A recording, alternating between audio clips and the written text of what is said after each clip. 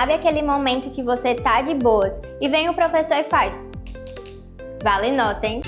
Ixi, que onda é essa, meu irmão? Pois é, o Enem é exatamente assim.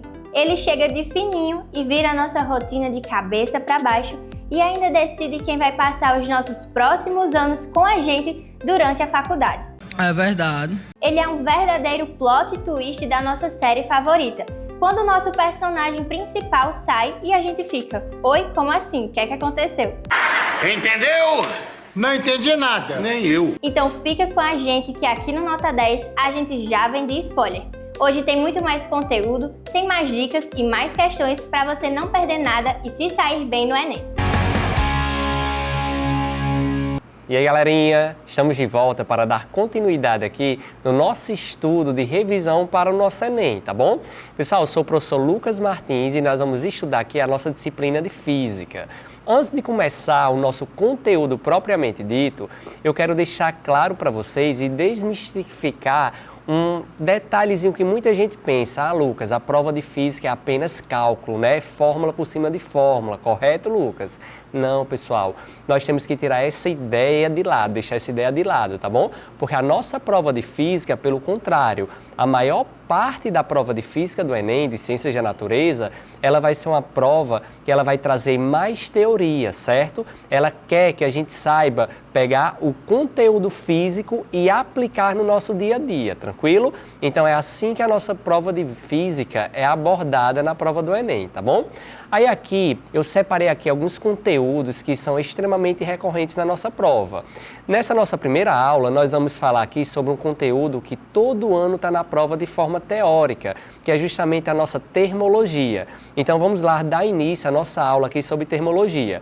Vamos revisar aqui alguns conceitos importantes, relevantes, e em seguida nós iremos fazer aqui algumas questões do Enem e modelo Enem, tá bom? Então vamos lá. Pessoal, a termologia, como o próprio nome fala, termologia vai ser o estudo de alguma coisa relacionada ao quê? A temperatura, tá bom? Relacionado a calor. Então, ó, a termologia é a parte da física que estuda os fenômenos relacionados ao calor, a temperatura, mudanças de estado físico e estudo de gases, além da dilatação térmica, entre outros fenômenos, tranquilo? Pessoal, no estudo da termologia tem alguns conceitos que são extremamente importantes que nós temos que saber. Ah, Lucas, que conceitos são esses? O primeiro conceito que nós temos que saber aqui é o conceito de temperatura. Eu tenho certeza que todos vocês aí, no outro lado da telinha, sabem o que é uma temperatura, têm noção do que é uma temperatura. Ah, a temperatura de Mossoró hoje está 30 graus Celsius. Então a gente sabe relacionar o valor da temperatura em uma unidade de medida, tá bom? Porém, a gente precisa entender o que realmente vai ser a temperatura no seu conceito físico, tá bom? Pessoal, é muito comum a gente escutar que temperatura é o quê? O grau de agitação das moléculas, tá bom? Esse é um conceito mais difundido de temperatura. Porém, a temperatura nós temos que entender que ela vai ser a energia cinética média das moléculas, tá bom? Quando eu falo essa palavra em energia cinética, nós vamos lembrar que a energia cinética é uma energia relacionada ao quê? A movimento, certo? Então, nós sabemos que toda matéria é composta de átomos, toda matéria é composta de moléculas. E essas moléculas, elas sempre estão em quê? Em movimentação. Pessoal, quando elas estão em movimentação, então nós sabemos que ela vai ter o quê? Uma energia cinética, pois é a energia relacionada a movimento, tranquilo?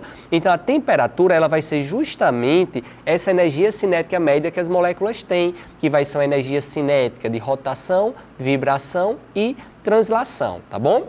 Pessoal, quanto maior a agitação dessas moléculas, ou seja, quanto maior a energia cinética média dessas moléculas, maior vai ser a temperatura, tá bom? Porque as moléculas ficam mais agitadas. Se elas ficam mais agitadas, então maior a quantidade de energia cinética que elas vão ter, tranquilo?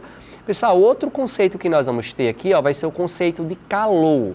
Nós temos que entender que o nosso corpo, nós seres humanos, nós não armazenamos calor. O que a gente armazena é o quê? Energia, tá bom? E é justamente a energia cinética média das moléculas, que quando elas estão em movimentação, elas se transformam em energia térmica, tranquilo?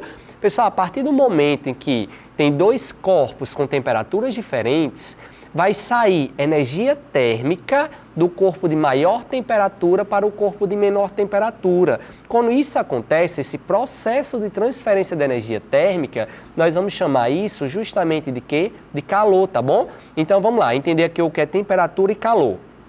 Temperatura, como eu falei para vocês, ela de forma bem resumida, de forma bem direta, ela vai ser o grau da agitação das moléculas. Quanto mais agitadas essas moléculas estiverem, maior a sua energia cinética média, consequentemente, maior a energia térmica e, consequentemente, maior a temperatura, tá bom?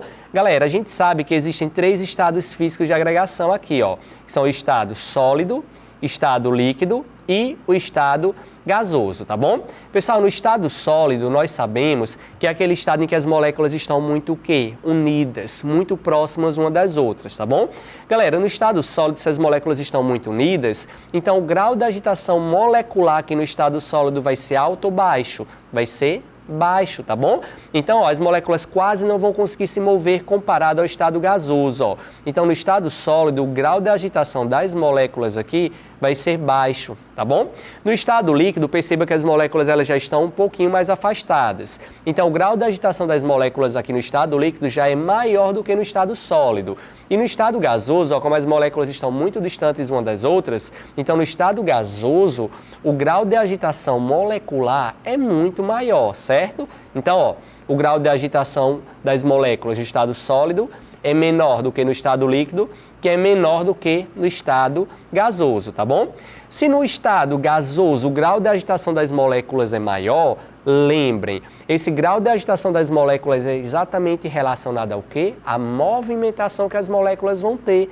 Então, essa movimentação que as moléculas vão ter acaba fazendo com que essas moléculas tenham o quê? Energia cinética. Pessoal, então a energia cinética média das moléculas no estado gasoso é maior do que a energia cinética média no estado líquido, que por sua vez é maior do que a energia cinética média no estado sólido, tá bom? Então, se a energia cinética média é maior no estado gasoso, consequentemente, para uma mesma substância, a temperatura no estado gasoso é maior do que a temperatura no estado líquido, que é maior do que a temperatura no estado sólido, tranquilo?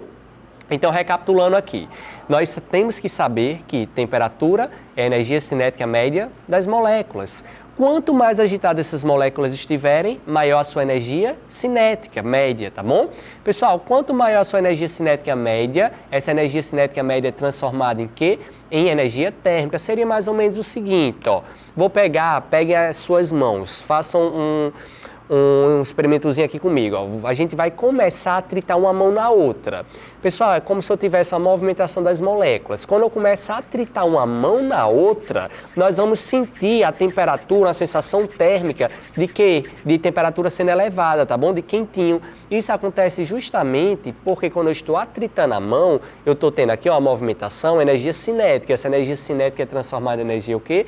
Térmica, certo? A mesma coisa acontece com as moléculas. A movimentação dessas moléculas gera uma energia cinética. Essa energia cinética média, que é a junção da energia cinética translacional, rotacional e vibracional, elas acabam se transformando em energia térmica, tranquilo? Aí quanto maior for o grau de agitação das moléculas, maior vai ser a energia cinética média que ele vai ter, ou seja, maior energia térmica. Ou seja, maior vai ser a temperatura, tranquilo? Galera, já calor, lembrem, nós não armazenamos calor. Então, quando nós estamos, por exemplo, aqui em Mossoró, de meio-dia, eu sinto a sensação térmica de quente. É muito comum a gente falar, eu estou com calor. Pessoal, fisicamente falando, essa frase está errada. No senso comum, a gente vai entender o que ela quer dizer. Porém, fisicamente falando, ela é errada. Por quê, Lucas? Porque a gente não armazena calor. O que nós armazenamos, o que nós temos, na verdade, é o quê? Energia, tá bom? Galera, calor vai ser a partir do momento em que dois corpos com temperaturas diferentes, eles vão trocar energia térmica, certo?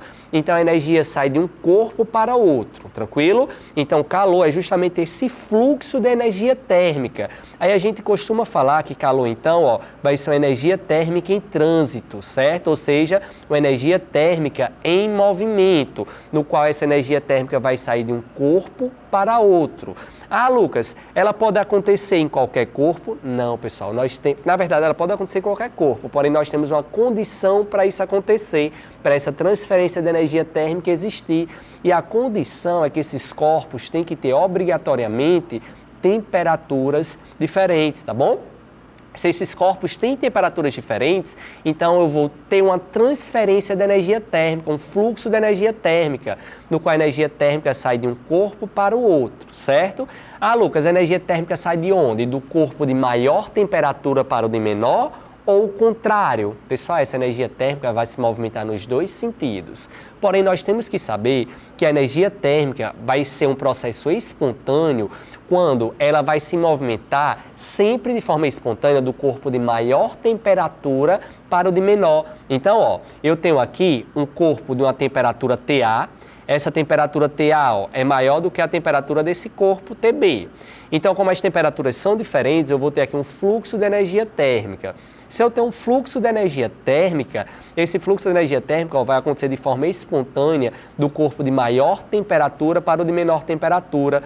Por exemplo, esse corpo aqui de maior temperatura está com 40 graus Celsius e esse aqui ó, está com 30 graus Celsius. Como nós temos aqui uma diferença de temperatura, então vai surgir um fluxo de energia. E esse fluxo de energia vai ser do corpo de maior temperatura para o de menor temperatura de forma espontânea, tá bom? Pessoal, quando esse fluxo de energia acontece aqui, essa transferência, nós chamamos essa movimentação dessa energia aqui justamente de quê? De calor. Beleza, pessoal? Tranquilo? De boa? Então, só para finalizar essa primeira parte, calor, a gente tem calor? Não. Nós armazenamos calor? Não. O que nós temos, o que nós armazenamos é o quê? Energia. E calor vai ser justamente o quê? Essa energia térmica em trânsito, essa energia térmica em transferência. E ela vai acontecer de forma espontânea, sempre de quê? Do corpo de maior temperatura para o corpo de menor temperatura. Beleza, pessoal? Tranquilo? Galera, vamos lá. A partir desse conceito, eu quero que vocês entendam o seguinte. É muito comum a gente falar também, eu estou com frio.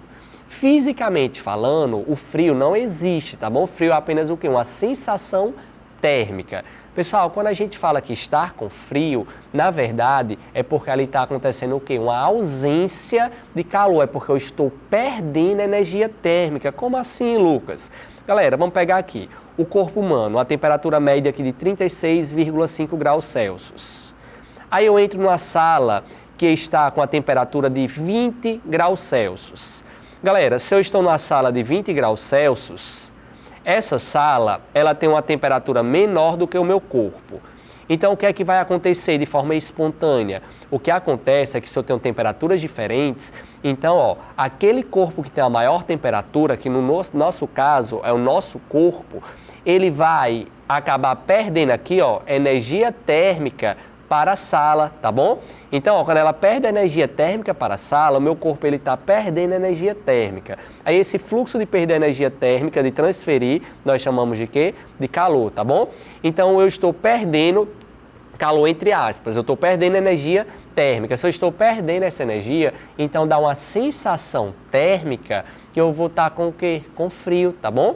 Então, quando eu estou com a sensação térmica de frio, é porque é frio que está se movimentando? Não, porque frio fisicamente falando não existe. Frio é apenas o quê? Ausência de calor. Então, quando eu estou com a sensação térmica de frio, é porque o meu corpo ele está perdendo energia térmica, tá bom? É porque meu corpo está perdendo calor. Ah, Lucas, mas você não tinha falado que o nosso corpo não armazena calor? Exatamente, nosso corpo não armazena calor. Porém, sempre que der a entender uma ideia de uma transferência de energia, essa transferência de energia, aí a gente pode sim chamar de calor, tá bom? Mas caso contrário, não. Então, só para finalizar, quando eu estou com a sensação térmica de frio, o que está acontecendo é porque a minha temperatura está mais elevada do que a temperatura do ambiente. Então, o que vai acontecer é que eu vou perder energia térmica para o ambiente. Quando eu perco a energia térmica para o ambiente, a minha energia térmica, a energia cinética das minhas moléculas, ela acaba diminuindo um pouquinho, tá bom? Quando ela acaba diminuindo um pouquinho, aí dá essa sensação térmica de frio, tranquilo? De boa? Galera, esse conceito que nós acabamos de ver sobre temperatura e calor é um dos conceitos mais recorrentes na prova do Enem. Quase todo ano tem uma questão com essa temática, certo? Aí, ó, vamos lá. Eu coloquei aqui alguns exemplos, algumas aplicações. Lembrem do que eu falei do início dessa aula. O que o Enem quer não é que você saiba a fórmula, substitua a fórmula, não, pessoal. Isso é matemática. Fórmulas, equações são matemáticas. O que o Enem quer é que você saiba entender a física, entender as aplicações dos conceitos físicos no nosso dia a dia. Aí aqui nós temos algumas situações. Primeira situação, eu tenho aqui uma jaqueta. Pessoal, a jaqueta ela vai ter o mesmo princípio de funcionamento de um cobertor, tá bom? Galera, o objetivo da jaqueta, se eu perguntar para vocês qual o objetivo de uma jaqueta, eu tenho certeza que muita gente pensa, o objetivo de uma jaqueta é esquentar o meu corpo. Pessoal, porém não, o objetivo da jaqueta não é esquentar. Pelo contrário, a jaqueta ela não vai nem esquentar nem esfriar. O que uma jaqueta faz vai ser o seguinte, ela não é um bom condutor de calor.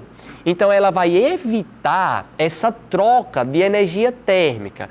Como assim, Lucas? Ó, eu tenho aqui uma pessoa. Essa pessoa, ela está com a temperatura mais elevada do que o ambiente. Se ela está com a temperatura mais elevada do que o ambiente, o que é que vai acontecer? Ela vai perder energia térmica aqui para o ambiente, tá bom? Eu vou dizer que a pessoa está com a temperatura de 36 graus Celsius, aproximadamente, e o ambiente está com a temperatura de 20 graus Celsius. Pessoal, o que acontece é que essa pessoa, como está com a temperatura mais elevada, ela vai perder de forma espontânea essa energia térmica para o ambiente, tá bom? Pessoal, quando ela vai perdendo essa energia térmica, aí vai ter a sensação de frio, tranquilo? Porque eu estou perdendo essa energia térmica. Aí o que é que o casaco faz? O casaco, ó, ele vai funcionar como uma barreira. Estou aqui de casaco, esse casaco ele funciona como uma barreira. Ou seja, eu vou continuar perdendo energia térmica, pois a minha temperatura está maior do que a do ambiente. Porém, pessoal, o que acontece aqui vai ser que quando eu começar a perder essa energia térmica, parte dessa energia térmica ela vai ficar aprisionada, entre aspas, vai ficar presa aqui, ó, nesse interior do cobertor, do casaco, do cobertor. Então, o casaco, o cobertor, ele acaba dificultando que essa energia térmica saia facilmente. Quando ela dificulta, então a energia térmica está saindo, ela encontrou a barreira que é o casaco. Quando ela encontra essa barreira que é o casaco ele não é um bom condutor de calor. Então, aqui dentro, pessoal, acaba ficando tipo uma sensação térmica de quentinho, porque a energia térmica que eu estava perdendo, então ela acaba ficando armazenada aqui. Então, o casaco, ele acaba funcionando como como é que eu posso dizer, uma proteção, tá bom? Uma barreira para essa energia térmica não sair. Ah, Lucas, então casaco, cobertor, esses lençóis grossos, só tem o objetivo de evitar que a energia térmica saia, para evitar que eu tenha essa sensação térmica de frio? Pessoal, não. O objetivo de casaco, cobertor, qualquer coisa similar é sempre o quê? Dificultar essa transferência de energia térmica, tá bom? Galera, se vocês observarem, parece muito em filmes que são nos desertos quentes. Pessoal, deserto quente. Quando eu era criança, eu assistia filmes que passavam essas cenas aqui. Meio-dia lá, o sol com temperatura extremamente elevada. E essas pessoas, elas usavam roupas pesadas, roupas que cobriam o corpo todo. Aí na minha cabeça não fazia sentido quando eu era criança, porque na minha cabeça eu ia pensar, se ali está muito quente, por que eu vou querer usar muita roupa? Por que eu vou querer usar roupas grossas? Porque roupas grossas, teoricamente, na nossa cabeça, a gente pensa que vai o quê? Esquentar, tá bom? Mas a gente já sabe que não é isso de esquentar ou esfriar. Pessoal, o que acontece é o seguinte, eles usam essas roupas grossas, essas roupas aqui, cobrindo o corpo todo, justamente pelo mesmo princípio do casaco. Galera, a temperatura é mais elevada aonde? É mais elevada no ambiente, tá bom? Lá nos desertos quentes. Então, a temperatura aqui, ó, do ambiente vai ser, por exemplo, sei lá, 40 graus Celsius, com a sensação térmica de 40 graus Celsius, e a pessoa está com 36 graus Celsius. Galera, então aqui vai ocorrer um fluxo de calor, porque eu tenho uma diferença de temperatura. Então, ó, vai ocorrer uma transferência de energia térmica da região de maior temperatura para a região de menor temperatura. Quando ocorre essa transferência de energia térmica, então, ó, essa pessoa ela vai receber energia térmica. Se ela recebe energia térmica, então as moléculas delas ficam mais agitadas. Se as moléculas delas ficam mais agitadas, então essa pessoa vai sentir uma sensação térmica de quê? De calor. Então, ó, elas usam essas roupas grossas justamente para dificultar que essa energia térmica aqui, ó, acaba entrando. Então, pessoal, essas roupas grossas vão ter o mesmo princípio de funcionamento aqui de um casaco, ou seja, é para dificultar a transferência de energia térmica. Então, ó, se eu fosse colocar no senso comum, a gente estaria falando aqui, ó, que nesse caso aqui, ele estaria o quê? Esquentando, entre aspas, porque isso aqui está errado, tá bom? E esse daqui, ó, ele estaria evitando de esquentar, ou seja, estaria esfriando, entre aspas, porque a gente sabe que casaco e cobertor não tem esse princípio de funcionamento, ele não vai esquentar nem esfriar, não. Não é esse o princípio de funcionamento dele, o objetivo dele. O objetivo de casaco, de cobertor, de lençóis é justamente o quê? Dificultar a transferência de energia térmica, certo? E essa energia térmica sempre vai ser transferida de onde? De um corpo de forma espontânea, de um corpo de maior temperatura para o de menor temperatura, tá bom? Tranquilo? Pessoal, vamos lá, fazer aqui algumas questões. Lembrando mais uma vez, isso aqui cai muito na nossa prova do Enem, certo? Primeira questão. Durante o inverno rigoroso no sul do Brasil, a cidade de São Joaquim, em Santa Catarina, realiza a tradicional Festa da Maçã. Para proteger visitantes e comerciantes das baixas temperaturas, são montadas grandes tendas fechadas. Em uma matéria de televisão, o repórter afirmou: as tendas são mantidas fechadas para impedir a entrada do frio e manter o ambiente confortável. Galera, vamos lá, ele está falando aqui entrada do frio. Pessoal, falou em frio, desconfie. Por quê? Fisicamente falando, o frio existe? Não. Frio é apenas o quê? Uma ausência de calor, tá bom? Então, quando o repórter fala aqui na nossa questão que é para evitar a entrada de frio, isso aqui está errado, tá bom? Porque o que é que está acontecendo aqui? Eu tenho aqui ó, uma cabana. Quando eu tenho uma cabana, ele está dizendo que o ambiente aqui está com a temperatura baixa. Então, vamos supor que o ambiente está com a temperatura aqui de 10 graus Celsius. E aqui dentro, quando a pessoa está aqui dentro, ó, ela está com a temperatura, vamos supor que aqui dentro está com a temperatura de 30 graus Celsius, tá bom? O conjunto todo, não a pessoa, porque a pessoa vai ter uma faixa de temperatura de 36 graus Celsius.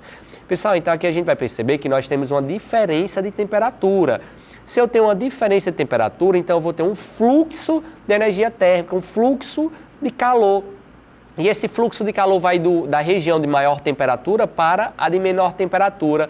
Ou seja, o que vai acontecer aqui ó, é a saída dessa energia térmica, a saída do fluxo de calor, tá bom? Então, pessoal, se isso está acontecendo, então a temperatura aqui no ambiente ele vai o quê? Diminuir, tranquilo? Se a temperatura vai diminuir, porque ele está perdendo energia térmica para fora, então vai causar uma sensação térmica de frio.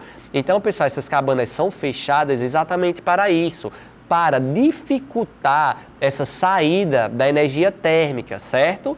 Então, ó, ele continua falando aqui o seguinte: embora a frase seja de fácil compreensão popular, ela contém imprecisões conceituais do ponto de vista físico.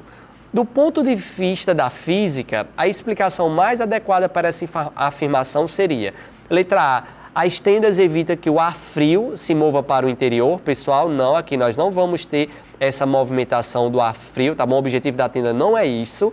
Pessoal, letra B, o frio é uma forma de energia que pode ser bloqueada. Não, pessoal, o frio não é uma forma de energia. Frio é apenas o que? Uma sensação térmica, certo?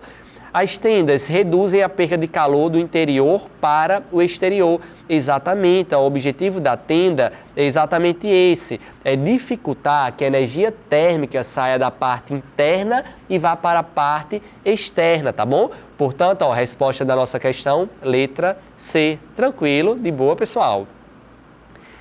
Vamos lá para a próxima questão. Questão do Enem. Um fabricante de termômetros orienta em seu manual de instruções que o instrumento deve ficar 3 minutos em contato com o corpo para aferir a temperatura. Esses termômetros são feitos com um bulbo preenchido com mercúrio conectado a um tubo capilar de vidro. Pessoal, aqui no caso ele está falando do nosso termômetro de mercúrio. Lembrando, atualmente o que é permitido utilizar na nossa legislação é aquele termômetro digital, certo? Para não utilizar aqui o mercúrio. Agora a gente está falando aqui do termômetro de mercúrio. Pessoal, quando a gente está com a sensação térmica quando a gente está com a sensação de febre, o que é que a gente faz? Pega o termômetro. Pega o termômetro e coloca, por exemplo, na axila. Galera, quando eu pego o termômetro, quando você liga o termômetro, por exemplo, ele vai estar com a temperatura de 18 graus Celsius, 20 graus Celsius, vai estar com a temperatura inicial dele lá, tá bom? Pessoal, a gente vai colocar a parte metálica do termômetro em contato com a nossa pele. Quando a gente faz isso, o que vai acontecer? O termômetro está com a temperatura de, vamos supor, 20 graus Celsius. O nosso corpo, ele é para estar na faixa de temperatura de 36 a 37 graus Celsius, tá bom? Quando eu estou com febre, quero olhar se eu estou com febre, vamos supor que eu estou com 38 graus Celsius. Pessoal, o que vai acontecer é que o termômetro do nosso corpo, eles vão ter o quê? Temperaturas diferentes. Então, o que acontece é que o termômetro, ele vai estar com a temperatura de aproximadamente, aí vamos supor, 20 graus Celsius. E o nosso corpo, ele vai estar com a temperatura de 38 graus Celsius. Então, ó, vou ter aqui uma diferença de temperatura, tá bom? Se eu tenho uma diferença de temperatura, então, ó, o que vai acontecer é que o nosso corpo, ele vai perder a energia térmica para o termômetro. Quando ele perde a energia térmica para o termômetro, galera, a temperatura que vai o quê? Consequentemente, o termômetro aumentar, porque ele está recebendo energia térmica. Pessoal, ele vai perder essa energia térmica não infinitamente. Ele vai perder até o momento em que esses dois corpos vão entrar em equilíbrio térmico, ou seja, ficam com a mesma temperatura. Aí vamos supor, ele ficou aqui, ó, entrou em equilíbrio térmico com 38 graus Celsius. Ah, Lucas, mas o corpo humano não perdeu aqui, ó, temperatura, perdão, não perdeu energia. Não era para a temperatura dele ter diminuído, não. Pessoal, é porque a gente tem que levar em consideração as proporções, tá bom? O corpo humano, um corpo muito maior, o termômetro pequeno. Então, eles vão entrar aqui, ó, em equilíbrio térmico, vamos supor, com 38 graus Celsius. É quando ele entra em equilíbrio térmico, o termômetro apita justamente para avisar que ele já entrou em equilíbrio térmico, beleza? Aí, olha o que a questão quer saber. De acordo com a termodinâmica, esse procedimento se justifica, pois é necessário que, letra A, o termômetro e o corpo tenham a mesma energia interna. Não, pessoal, eles não vão ter a mesma energia interna. Letra B, a temperatura do corpo passe para o termômetro. Pessoal, temperatura, ela vai ser transferida, nós temos temperatura? Não, né? O que nós temos é o quê? Energia térmica. O que vai ser transferida é justamente essa energia, tá bom? A temperatura é só a grandeza física que vai quantificar esse grau de agitação das moléculas, esse grau de energia cinética média. Letra C, vai acontecer o equilíbrio térmico entre os corpos sejam atingidos. Galera, exatamente, de acordo com a termodinâmica, esses termômetros, eles são feitos justamente para mostrar a temperatura quando o equilíbrio térmico das temperaturas acontecer, tá bom? Portanto, ó, resposta da nossa questão, letra C. Beleza, galerinha? De boa? Tranquilo? Galera, então eu espero que vocês tenham entendido essa nossa primeira parte da aula. Vocês têm que sair dessa primeira parte da aula sabendo o que é temperatura, o que é calor, sabendo que frio não existe, frio é apenas uma sensação térmica e que quando eu tenho, a partir do momento que eu tenho corpos com temperaturas diferentes, eles vão trocar energia térmica, no qual essa troca de energia térmica sai de forma espontânea, sempre do corpo de maior temperatura para o de menor temperatura. E esse processo nós chamamos sempre de quê? De calor, beleza? Então, ó, agora nós vamos dar um breve intervalo e retornamos já já.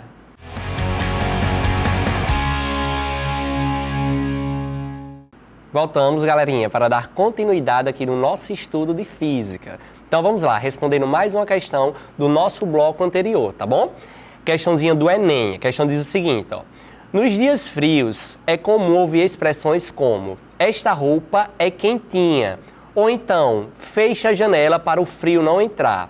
As expressões do senso comum utilizadas estão em desacordo com o conceito de calor da termodinâmica. A roupa não é quentinha, muito menos o frio entra pela janela. A utilização das expressões roupa é quentinha e para o frio não entrar é inadequada, pois... Pessoal, vamos lá, a gente já falou sobre isso aqui. Frio é apenas uma sensação térmica. Quando eu estou com a sensação térmica de frio, é porque eu estou perdendo energia térmica, tá bom? Então, a letra A diz, roupa absorve a temperatura do corpo da pessoa. Galera, não vai ter absorção de temperatura. Temperatura a gente vai lembrar que é apenas o quê? Uma medição, tá bom? É uma grandeza que vai quantificar o grau de agitação das moléculas, beleza? Pessoal, letra B, roupa não fornece calor por um isolante térmico, por ser um isolante térmico, e o frio não entra pela janela, pois a temperatura da sala que sai por ela. Pessoal, nada a ver, temperatura da sala sair, frio não entrar, nada a ver. Letra C, roupa não é uma fonte de temperatura e o frio não pode entrar pela janela, pois o calor está contido na sala, logo o calor é que sai por ela. Pessoal, também está errada, porque aqui roupa não é uma fonte de temperatura, temperatura é sempre o que? A grandeza física que vai quantificar essa energia cinética média das moléculas, essa agitação das moléculas. Letra D, calor não está contido no corpo, até aqui ok, porque realmente nossos corpos, ele não contém, ele não armazena calor. O que nós temos, o que nós armazenamos é sempre o quê? Energia térmica, tá bom? Aí, ó, calor não está contido no corpo, sendo uma forma de energia em trânsito de um corpo de maior temperatura para outro de menor temperatura. Galera, exatamente. Calor é justamente esse fluxo de energia do corpo de maior temperatura para o de menor temperatura de forma espontânea. Portanto, resposta da nossa questão, letra D. Tranquilo? Vamos fazer aqui mais outra questão sobre essa nossa temática. Em 1962, um jingle criado por Heitor Carrilho fez tanto sucesso que extrapolou as fronteiras do rádio e chegou à televisão, ilustrado por um desenho animado. Nele, uma pessoa respondia ao fantasma que batia em sua porta, personificando o frio, que não deixaria entrar, pois não abriria a porta e compraria lãs e cobertores para aquecer sua casa. Apesar de memorável, tal comercial televisivo contém correções a respeito dos conceitos físicos relativos à calorimetria. Para solucionar essas incorreções, deve-se associar à porta e aos cobertores, respectivamente, as funções de... Galera, essa questãozinha do Enem, ele queria saber só o conceito, aqui a parte conceitual de calor. Se você soubesse o conceito de calor, entendesse o que era o calor, então a gente responde essa questão aqui tranquilamente, tá bom? Então ele quer saber quais são as incorreções que nós temos que associar aqui, ó. Ele está dizendo que a porta e a lã, elas vão ser o quê? Vão aquecer a casa e os corpos. Pessoal, casaco, porta, lã, lençol, o objetivo é aquecer? Não, o objetivo é o quê? Dificultar essa transferência de energia térmica. Letra B, evitar a entrada do frio na casa e nos corpos. Não, pessoal, o frio não se movimenta, o frio é apenas a sensação térmica. Letra C, minimizar a perda de calor pela casa e pelos corpos. Exatamente, galera. Quando eu coloco ali a porta, quando eu coloco o casaco, quando eu coloco lãs, cobertores, então eu vou dificultar a transferência de energia térmica, tá bom? Do corpo de maior temperatura para o corpo de menor temperatura de forma espontânea. Portanto, a resposta da nossa questão, letra C, tem o objetivo de minimizar a perda de calor pelos corpos, tá bom? Tranquilo? Galera, então, ó, nós entendemos até agora o que é temperatura, o que é calor, o que é o frio. Nós entendemos que tudo isso é relacionado ao quê? Energia cinética média das moléculas, energia térmica. E que essa energia térmica ela é transferida sempre entre corpos de temperaturas o quê? Diferentes. E de forma espontânea essa energia térmica vai ser transferida do corpo de maior temperatura para o de menor temperatura. E esse fluxo a gente chama de quê? De calor. Nós já falamos sobre tudo isso. Porém agora nós temos que entender de qual maneira, qual é a forma que esse calor vai ser transferido. E para entender isso nós vamos falar agora sobre os processos de propagação de calor. Galera, os processos de propagação de calor são 3. É a nossa condução, convecção e a irradiação, tá bom? Vamos ver aqui primeiramente a condução. Pessoal, a condução, como o próprio nome fala, ela vai conduzir essa energia térmica. E como é que ela conduz? Galera, eu tenho certeza que vocês já perceberam, por exemplo, eu vou fritar um ovo. Quando eu frito o ovo, eu estou ali com a frigideira, o fogo ligado, a frigideira está recebendo calor, está recebendo energia térmica, aí eu coloco uma colher. Pessoal, quando eu coloco uma colher sem cabo, aquela colher metálica, depois de alguns segundos, eu vou sentir aquela colher o que? Esquentar. Apesar dessa colher ela não estar em contato direto com o fogo, mas ela vai esquentar e ela esquenta por quê? Porque, ó, aqui a energia térmica na condução ela vai ser transferida de molécula a molécula. Então, a condução, ela funciona dessa maneira, mais uma vez, transferindo energia térmica de molécula a molécula, tá bom? Então, o que acontece vai ser o seguinte, uma molécula, essa molécula desse lado aqui, ela está recebendo energia térmica. Quando ela recebe energia térmica, ela vai ficando agitada. Ela vai passando essa agitação, ou seja, essa energia cinética, ela vai passando para a molécula vizinha. Aí a molécula vizinha começa a vibrar junto, aí ela fica mais energética, aí ela passa essa vibração, essa energia cinética para a molécula vizinha, assim por diante. Então, ó, vai passando de molécula em molécula até chegar aqui no outro lado, tá bom? Tranquilo? Então, ó, a condução, ela acontece sempre de molécula a molécula. Pessoal, se ela acontece de molécula a molécula, é mais interessante para essa condução ser mais eficiente que essas moléculas estejam juntas ou separadas. É mais interessante que essas moléculas estejam juntas. Eu tenho várias moléculas uma ao lado da outra, então é como se eu pegasse, por exemplo, isso aqui ó, fosse a minha energia térmica, eu fosse passando essa energia térmica de mão em mão, entre aspas, tá bom? Então, quanto mais juntas as moléculas estiverem, melhor vai ser essa propagação de calor por condução. Galera, então se a condução ela é mais eficiente em situações que as moléculas estão juntas, nós vamos lembrar que dos 3 estados físicos de agregação, aquele que as moléculas estão mais juntas é justamente em qual estado? É justamente no estado sólido. Então, no estado sólido, ele vai ser o meio mais eficiente para a condução, tá bom? Então, a condução se destaca no estado sólido. Ah, Lucas, condução não pode acontecer no estado líquido nem no estado gasoso? Pessoal, pode sim. Por estado líquido e gasoso também tem o quê? Moléculas. E a condução, ela vai propagar esse calor de quê? Essa energia térmica, molécula a molécula. Então, se tem molécula, tem condução, certo? Porém, a mais eficiente é no estado sólido, certo? No estado líquido e no estado gasoso não são tão eficientes. O pior de todos para a condução é justamente o estado o quê? Gasoso. Porque no estado gasoso, as moléculas estão muito afastadas. Se elas estão muito afastadas, então no estado gasoso ele não é um bom condutor de calor, tá bom? Não é um bom propagador de calor, pois as moléculas estão distantes uma da outra. Galera, aqui ó, não ocorre transferência de matéria, ou seja, a molécula que está aqui, ó, ela não vai sair daqui e vir aqui para a ponta não, ela vai continuar aqui nesse canto. A diferença é que ele vai passar apenas essa agitação, essa vibração para as moléculas vizinhas, tranquilo? De boa? Aí, ó, aqui um exemplozinho, só apagar aqui para ficar melhor de visualizar. Nós vamos ter um exemplo justamente dessa propagação. Observe que eu estou esquentando, ó, nessa parte esquerda da nossa barra. Quando eu estou esquentando aqui nessa parte esquerda da nossa barra, percebam que a molécula aqui está mais agitada, ela vai passar essa vibração para as moléculas vizinhas. Então aqui vai ocorrer justamente esse fluxo de calor, tá bom? Pessoal, aí percebam que esse fluxo de calor, para poder acontecer, eu já falei para vocês que para ter o fluxo de calor precisa de quê? Uma diferença de temperatura, precisa de 2 corpos, 2 lados com temperaturas diferentes. Quando eu tenho essa diferença de temperatura, então eu vou ter um fluxo de calor que vai do corpo, do lado de maior temperatura para o de menor temperatura de forma espontânea. Aí nós temos uma relação matemática para calcular isso, que é justamente a lei de Fourier. Pessoal, a lei de Fourier ela vai calcular o fluxo de calor que é transferido em um certo intervalo de tempo, no qual essa lei de Fourier vai dizer que quanto maior for a diferença de temperatura, maior vai ser esse fluxo de calor.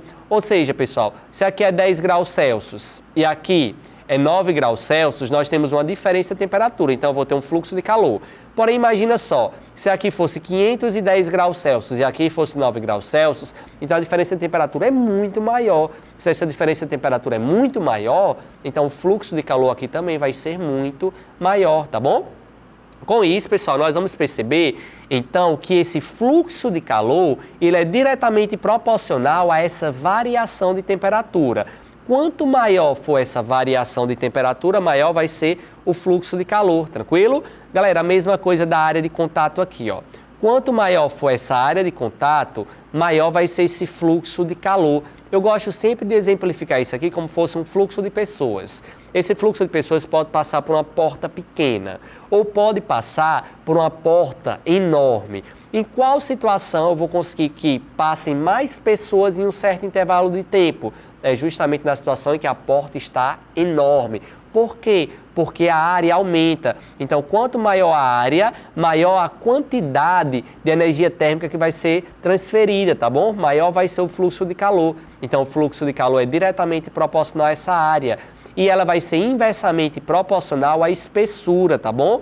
Pessoal, quanto mais fino for essa espessura, melhor vai ser esse fluxo de calor, tranquilo? Então, essa que é a nossa lei de Fourier. Ah, Lucas, e esse K é o quê? Pessoal, esse K é o que a gente chama de condutibilidade térmica do material. Cada material vai ter uma constante, uma condutibilidade térmica diferente, tá bom?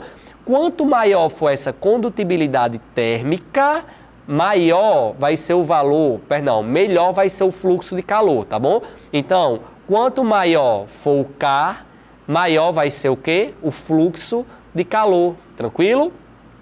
Pessoal, imagina só, você está em uma sala com ar-condicionado.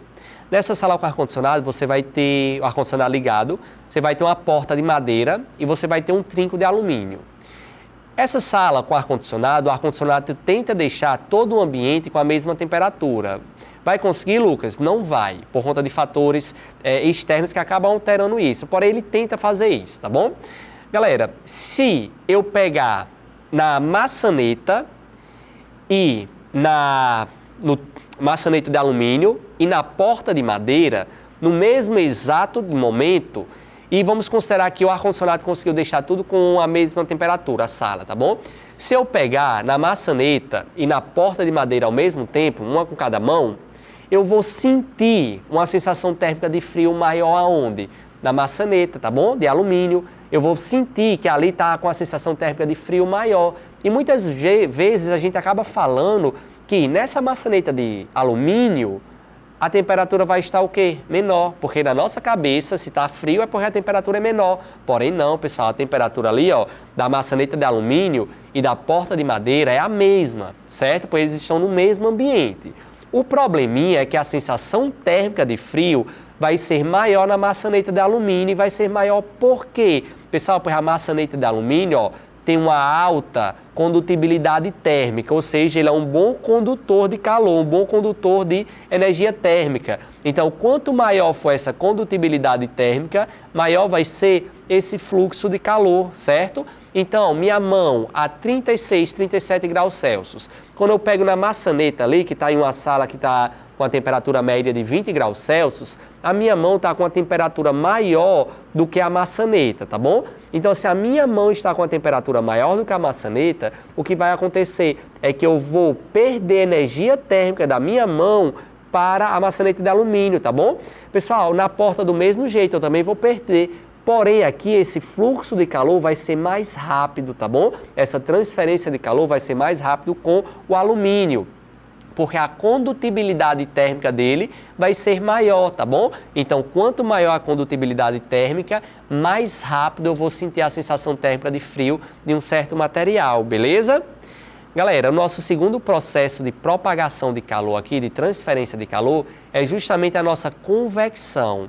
Pessoal, a convecção, ela sempre vai acontecer em fluidos, tranquilo? Aqui vamos resumir os fluidos aos gases e líquidos. Então, a convecção só pode acontecer em fluidos, diferentemente da condução. A condução acontece em sólido, líquido e gasoso, apesar de que na condução ela é mais eficiente aonde? Nos sólidos, mas acontece nos três.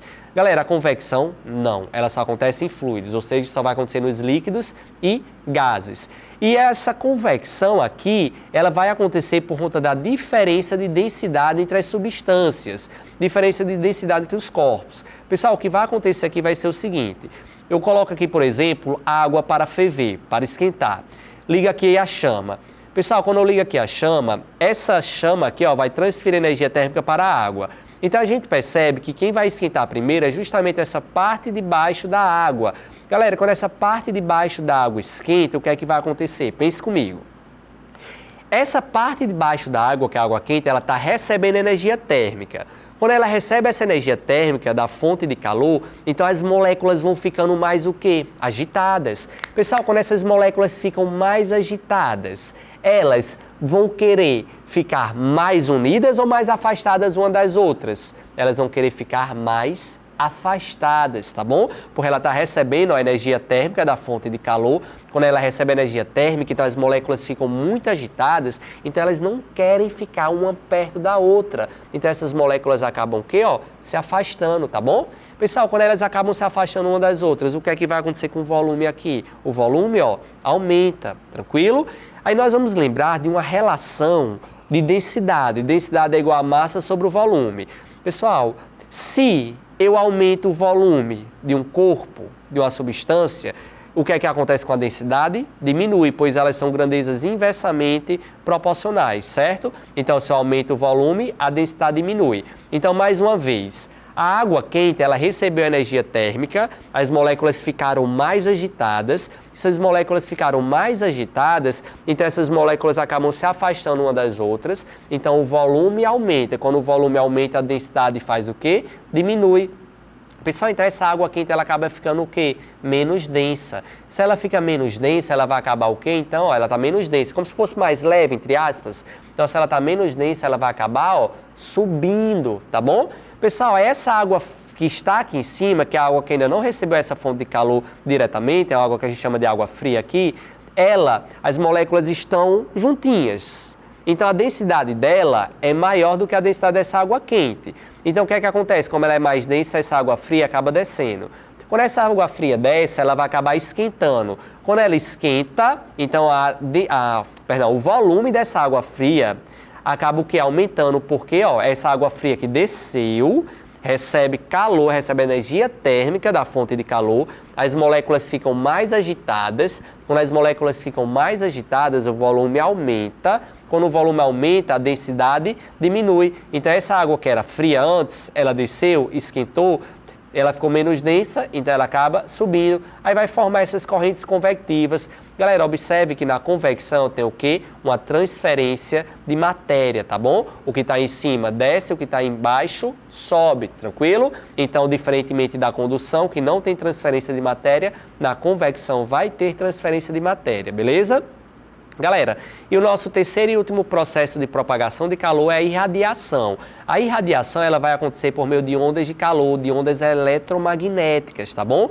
A irradiação é o único processo que pode acontecer no vácuo. Aí nós temos que lembrar que todo o corpo ele emite radiação, beleza? E que um bom emissor, ele também vai ser um bom absorvedor, tranquilo? Galera, então a questão que todo ano cai, todo ano não, mas tem uma recorrência muito alta no Enem, já caíram várias vezes, que é uma questão de uma garrafa preta. Pessoal, uma garrafa escura e uma garrafa pintada de branco. Então, mais uma vez, uma garrafa pintada de preto e uma garrafa pintada de branco. Aquela garrafa pintada de preto, ela absorve melhor o calor, tá bom? Ela absorve mais calor do que a garrafa de branco. Por exemplo, se eu sair em Mossoró de meio-dia com a camisa preta, eu vou sentir uma sensação térmica de quente muito maior, porque o preto ele faz o quê? A camisa preta ele absorve mais energia térmica, absorve mais calor. Então eu acabo ficando com a sensação térmica de calor, de quente, muito maior do que se eu tivesse com a camisa clara, tranquilo? De boa? Pessoal, então, o corpo que é bom absorvedor, ele também vai ser um bom transmissor, ou seja, um bom emissor de calor, tranquilo?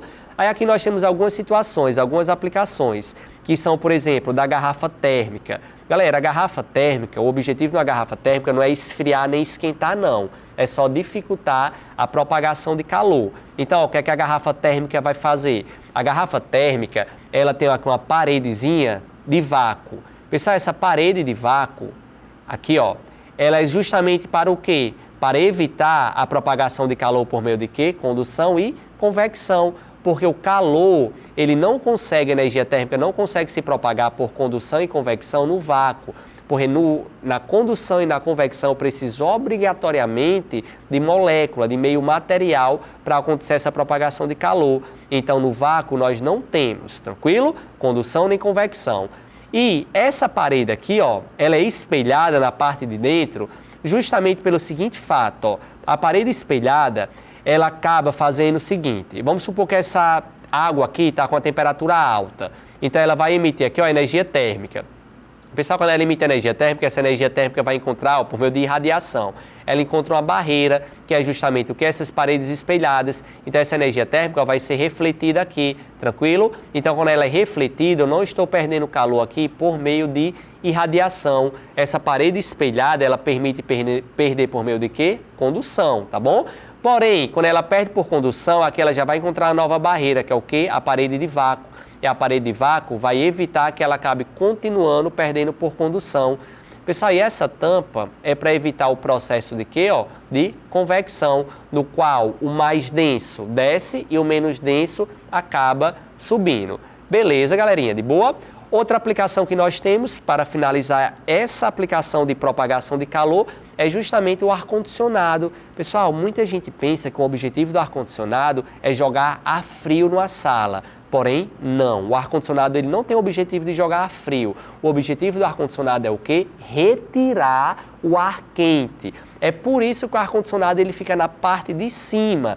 Por que, Lucas, mesmo? Vamos lá. Pessoal, o ar quente. Vamos aqui, vou colocar ar quente e ar frio. O ar quente, as moléculas são mais energéticas ou menos energéticas que o ar frio? Lembra, o quente ele é mais energético. Então, as moléculas elas ficam mais distantes uma das outras. Ou seja, no ar quente o volume é maior. Pessoal, se o volume é maior, a densidade do ar quente é o quê? Menor, tá bom? Então, a densidade do ar quente é menor. Já no ar frio, as moléculas não estão tão energéticas. Então, o volume vai ser o quê? Menor. Se o volume é menor, então a densidade vai ser o quê? Maior. Então, o ar frio, ele é mais denso do que o ar quente. Então, o que é que acontece? O ar frio, se ele é mais denso, ele desce, e o ar quente, como é menos denso, ele sobe. Então, quando esse ar quente sobe, o que é que o ar-condicionado faz? Ele retira esse ar quente. Quando ele retira o ar quente, lá no interior do ar-condicionado vai acontecer uma troca de calor, tá bom? Esse ar quente vai perder parte dessa energia térmica e joga para fora. É por isso que na parte externa do ar-condicionado é extremamente o quê? Quente. Por quê? Que é justamente aquele calor que estava dentro da sala, ele joga lá para fora, tá bom? Aí quando ele faz essa troca de calor, parte desse ar quente que ele retirou, ele resfriou, retirou a energia térmica. Se ele retira a energia térmica, então ele agora vai jogar de volta para a sala, tá bom? O que ele conseguiu resfriar, ele joga de volta para a sala. E o que ele não conseguiu, ele joga para a parte externa, beleza? Tranquilo? Ah, Lucas, o ar-condicionado ele fica pingando água. Por que ele fica pingando água? É justamente por conta desse processo. Quando ele puxa o ar de dentro de uma sala, o ar quente, a gente sabe que o ar que a gente respira é formado de quê? Vapor d'água, tá bom? Tem muitas moléculas de água. Então, esse ar-condicionado, ele faz exatamente isso. Ele pega essas moléculas de água e parte do que ele não conseguiu resfriar na forma de gás, na forma de vapor, que ele não conseguiu jogar de volta para dentro da sala, ele joga lá para fora, para a parte externa. E parte ele joga na forma de ar quente e a outra parte que vai virar líquido é justamente a água no formato líquido, tá bom? Que estava no formato de vapor dentro da sala. Beleza, galerinha? E o aquecedor é o processo contrário. O aquecedor fica na parte de baixo. O objetivo dele é justamente esquentar esse ar. Beleza, pessoal? Então, eu espero que vocês tenham entendido essa temática extremamente importante na nossa prova do Enem e também do nosso dia a dia. Aguardo vocês nas nossas próximas aulas para dar continuidade no nosso conteúdo de Física. Até a próxima!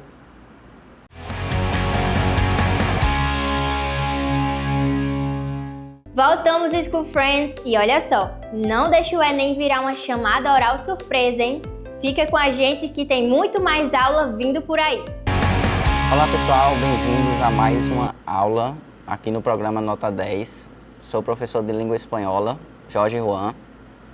E na aula de hoje abordaremos a respeito de uma temática recorrente na sua prova do Exame Nacional do Ensino Médio, o Enem. Temática essa que são os gêneros textuais. Gêneros textuais são as diferentes formas de utilizar a língua para se comunicar. Então, cada gênero textual ele apresenta uma estrutura e um objetivo. Então, como gêneros textuais, temos inúmeros e eles surgem durante as necessidades comunicativas específicas. Então, para cada situação, para cada contexto, se emprega um gênero distinto. Então, temos bulas de medicamentos, pode se enquadrar como gênero textual, e um e-mail também pode se enquadrar como gênero textual, assim como vários e vários outros gêneros que serão abordados ao longo da nossa aula, certo? Então, os gêneros textuais, como já falado, eles podem contar uma história, descrever um local, uma pessoa, um objeto, pode defender uma ideia, um ponto de vista, pode dar instruções e até mesmo, considerado como gêneros textuais, as conversas informais do nosso cotidiano, ok? No ensino de língua espanhola como língua estrangeira, podemos encontrar esses textos em jornais, em revistas, em livros, até mesmo nas nossas redes sociais e em canções, certo? As características dos gêneros textuais são categorias de elaboração do discurso de acordo com a situação e o contexto. Então, como já mencionado anteriormente, os gêneros textuais eles correspondem a uma situação comunicativa específica. Então, para cada situação, para cada contexto, se emprega um tipo de gênero textual diferente. A característica de número 2 fala a respeito de responder a um tema, um estilo e uma composição. Quer dizer, relacionado ao tema, temos trazendo informações a respeito do conteúdo do texto. A respeito do estilo, seria a forma como o autor se expressa. Ele seria um autor mais formal ou informal, seria a maneira peculiar de escrita daquele autor, a linguagem que ele predomina, né, que ele utiliza.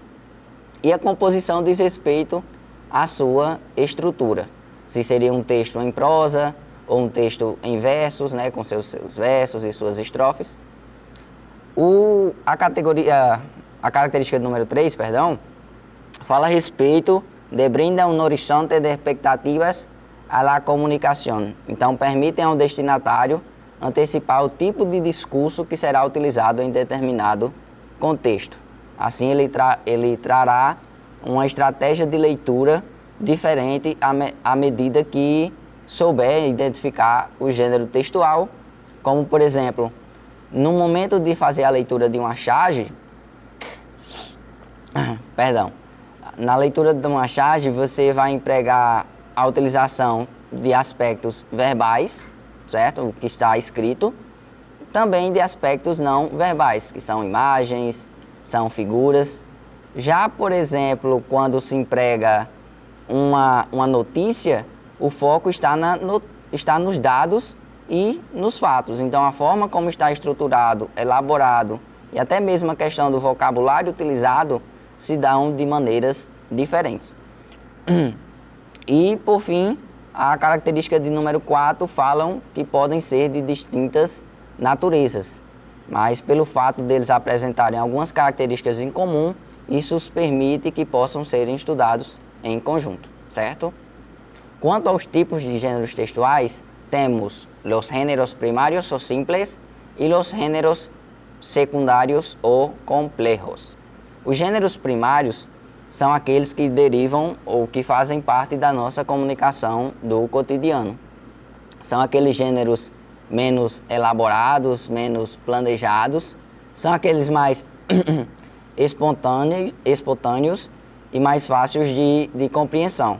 Como, por exemplo, temos as conversas do cotidiano, temos cumprimentos telefônicos e assim como as mensagens trocadas nas redes sociais. Já os gêneros secundários ou complejos são aqueles que necessitam de um grau de elaboração, um grau de planejamento um pouco maior, como é um produto de uma comunicação mais exigente. Então, como exemplo, temos obras literárias e matérias jornalísticas, certo? A seguir, trago para vocês alguns dos exemplos de gêneros textuais. Então, como já falado, os gêneros eles surgem mediante a situação comunicativa. Então, temos anúncios, temos contos, temos notícias, temos charges, temos tirinhas, temos poemas, então os gêneros são infinitos, né?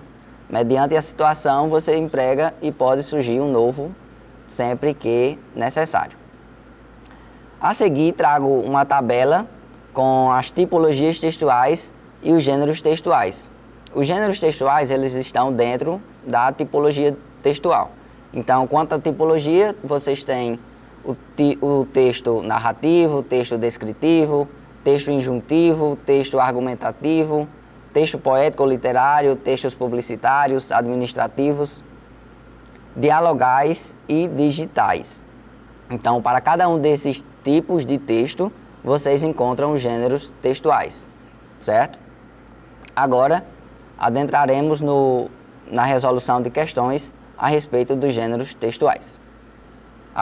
Como já mencionado em aulas anteriores, fazemos primeiro a leitura do enunciado da questão, juntamente com as alternativas, que vocês encontrarão na sua prova na língua portuguesa, e depois voltamos ao enunciado que está totalmente em língua espanhola.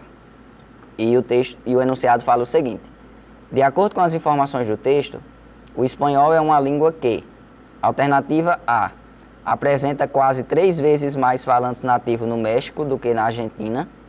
Alternativa B, ocupa a 2ª posição da lista de línguas mais usadas na internet. Alternativa C, possui o maior número de falantes localizado nos Estados Unidos. Alternativa D, permanece com a mesma quantidade de falantes que há um ano.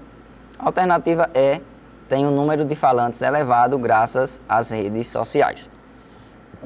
E o texto traz o seguinte: el español sigue siendo la segunda lengua materna por número de usuarios, solo superada por el chino mandarín con 950 millones.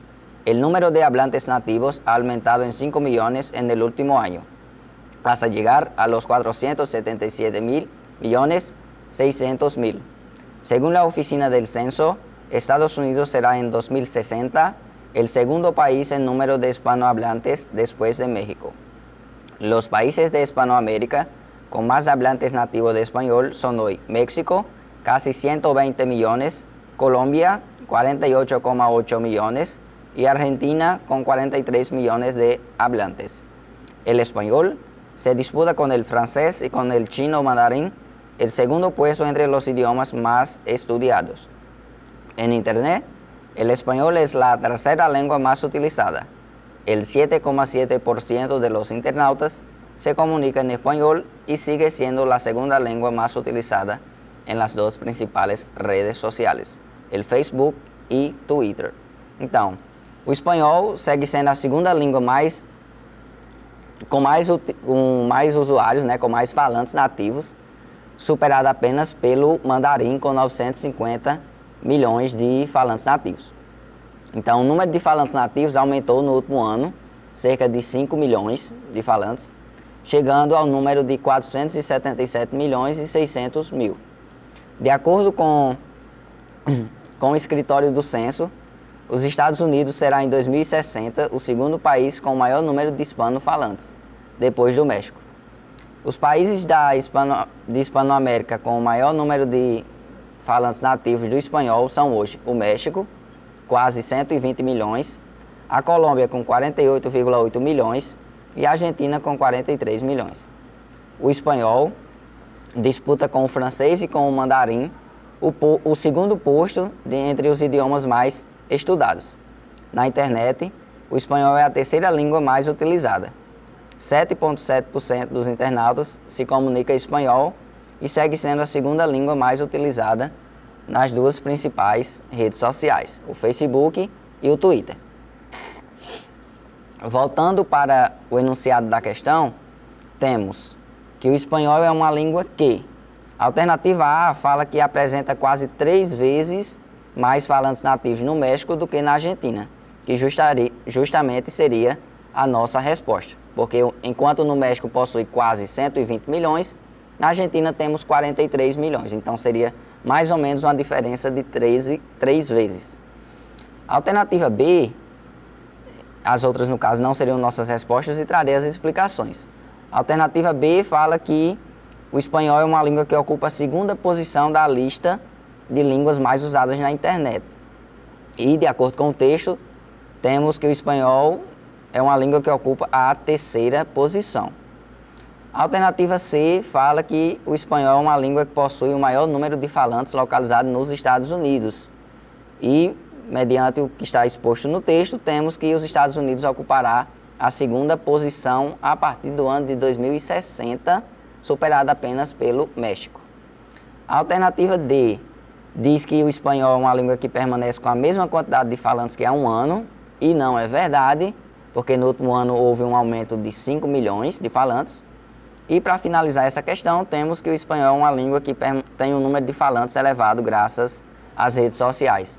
Embora seja uma das línguas mais faladas, né, e utilizadas, mas de acordo com o texto, a porcentagem ali expressa é baixa. Então, como alternativa, para reafirmar para vocês, a alternativa A. A questão a seguir nos pede para mencionar o significado correto da expressão do termo mientras. Então, o enunciado traz o seguinte: assinale o significado correto em português da palavra em destaque: mientras avanza en la integración, se abre la puerta a nuevos socios. Então, como alternativa A, temos mas. Alternativa B, mais. Alternativa C, portanto. Alternativa D, ainda que. E alternativa E, enquanto. Y el texto fala o seguinte: la Alianza del Pacífico se da hasta el 30 de junio para acordar el desarme arancelario. Ou seja, a Aliança do Pacífico tem até o dia 30 de junho para combinarem, chegarem a um acordo sobre o desarmamento tarifário. Y el texto fala o seguinte: mientras avanza en la integración, se abre la puerta a nuevos socios. El primero será Costa Rica, con quien se ha acordado abrir conversaciones formales de adhesión, después de que su presidenta, Laura Chinchilla, firmara el miércoles un acuerdo de libre comercio con Santos, lo que era requisito previo. La lista de países observadores se ha ampliado con Francia, Portugal, Ecuador, El Salvador, Honduras, Paraguay y República Dominicana, lo que eleva a 16 los países que tienen tal condición. Então, mientras, enquanto, avança na integração, na incorporação de novos países, se abre, né, a porta é deixada aberta para o ingresso de novos sócios. O primeiro país será a Costa Rica, quem se acordou, quem chegou a um acordo, né, quem combinou de abrir essas conversas formais para adesão, depois de que a sua presidenta, Laura Chinchilla, assinar, na quarta-feira, um acordo de livre comércio com Santos, o que era pré-requisito. Então, a lista de países observadores que se ampliou com a França, Portugal, Equador, El Salvador, Honduras, Paraguai e República Dominicana, o que elevou a 16 o número de países que apresentam tal condição, tal circunstância. Los mandatarios se felicitaron del acercamiento de Quito, formalmente encuadrada en el eje bolivariano, en las antípodas ideológicas de la aliança. Então, os governadores, os gestantes, ficaram felizes pela reaproximação de Quito, formalmente que se enquadrou, né, no eixo bolivariano, nas antípodas ideológicas da aliança. Então, de acordo com o texto, qual seria o significado ali empregue do termo mientras? A alternativa A fala em mas, só que mas traz uma ideia de oposição, contraste. Então não seria a nossa resposta. A alternativa B, temos mais, dá uma ideia de adição, soma, e também não é o sentido da nossa expressão. A alternativa C, temos portanto. A ideia de portanto traz uma ideia de consequência ou conclusão. A alternativa D, ainda que, traz uma ideia de contradição, você se contradiz a ideia principal. E por fim, a nossa resposta alternativa é enquanto, porque mientras avança, então enquanto você avança nessa integração, outra ação está em ação, em andamento.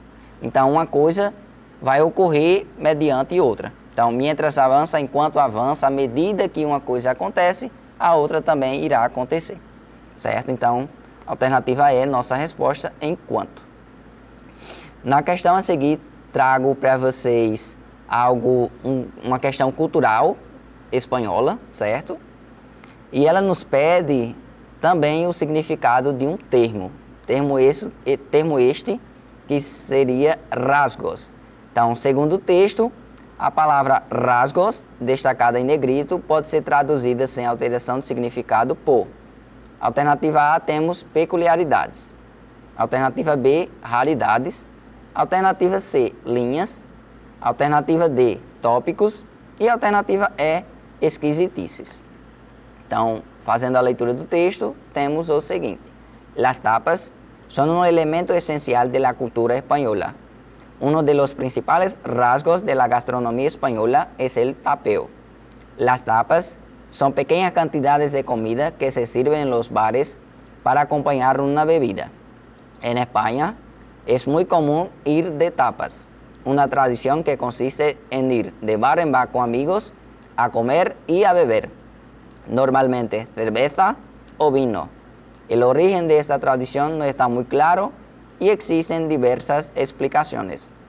Então aqui podemos perceber também a presença de um falso cognato, temática essa que abordamos em aulas passadas, que são palavras da língua espanhola que apresentam a sua grafia, a sua escrita, igual ou semelhante à nossa língua portuguesa, mas que apresentam um sentido, um significado diferente. As tapas não seria sair, de tapas mesmo, mas sim seriam pequenas porções, petiscos. Então, las tapas é um elemento essencial da cultura espanhola. Então, de los principais rasgos, então, uma das principais características, uma das principais peculiaridades da gastronomia espanhola é o tapeo. Então, as tapas, essas pequenas quantidades de comida, então já é o que já está posto aqui, são servidas em bares para acompanhar uma bebida. Então, você também pode dizer ou ir de tapas ou salir de tapas. Então, na Espanha é muito comum ir de tapas, que é uma tradição que consiste em ir de bar em bar com amigos a comer e beber. Então, essa bebida normalmente seria ou cerveja ou vinho. A origem dessa tradição não está muito clara, não é muito especificada, e existem várias designações, explicações, certo? Então, voltando ao enunciado da questão, qual seria o significado da palavra rasgos? Então, nossa resposta encontraríamos na alternativa A, peculiaridades. Então, rasgos, seria uma das principais características, uma das principais peculiaridades da gastronomia espanhola. Porque a alternativa B fala em raridade e no espanhol, raridade seria uma coisa rara, uma coisa estranha. E estaria mais ou menos ligado à alternativa E, esquisitice, como uma coisa que causa estranheza. E não seria o sentido da palavra rasgos. As outras duas alternativas, C, linhas, existe a palavra línea, pero no es el sentido. E a alternativa D, tópicos, também existe essa palavra na língua espanhola. A próxima questão, trago para vocês um anúncio. E, considerando a questão do anúncio, temos que estar bem atentos a aspectos verbais e aspectos não verbais, ok?